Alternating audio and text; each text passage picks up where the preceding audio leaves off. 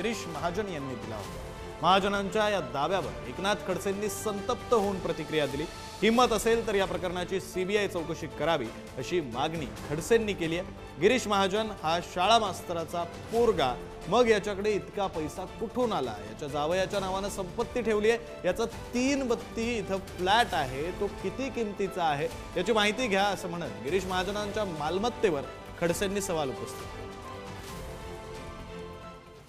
खडसे बरोबरचे फोटो त्याचे, पण मला त्याच्यात ऍक्सेप्ट नाहीये। हा लोढा ज्या वेळेला निखिल खडसेचं त्या ठिकाणी आत्महत्या झाली, त्यानंतर वर्षानुवर्षांनी काय काय बरळला, काय काय बोलला, त्याने तर मागणी केली ना। आता हे म्हणतात त्याची एसआयटीने मागणी करा। प्रफुल्ल अडाणी मागणी केली की खडसेंच्या मुलाचा मृत्यू कशामुळे झाला, ही आत्महत्या आहे काय तर मर्डर आहे, सांगितलं त्यांना ओपनच सांगितलं, मी नाही म्हणत, हे त्यांनी सांगितलेलं आहे की खडसेंनीच त्यांचा खून केला म्हणून।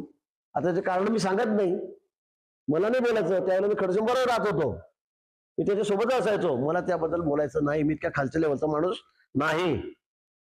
मी 3 दिवस नव्हतो, निखिल ज्यावेळेस गेला त्याच्या आधी 3 दिवस घरी नव्हतो, त्या दिवशी सुद्धा घरी नव्हतो। विनाकारण आरोप करायचे याचं काय आहे?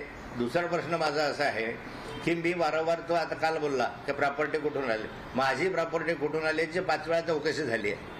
आजही माझ्याकडे जमीन आहे, त्याच्या माध्यमातून माझं उत्पन्न आहे, त्याचं 1 रुपया कवडी उत्पन्न माझं दुसरं नाही आहे, याच्याकडे कुठला आहे? आता एका शाळा मास्तराचा बोरगा होता, ह्याच्याकडे कोट्यवधीची मालमत्ता याच्या जावयाच्या नावावर, मुलीच्या नावावर, बायकोच्या नावावर, कार्यकर्त्यांच्या नावावर आली कशी एवढी प्रॉपर्टी? याची चौकशी करा ना तुम्ही।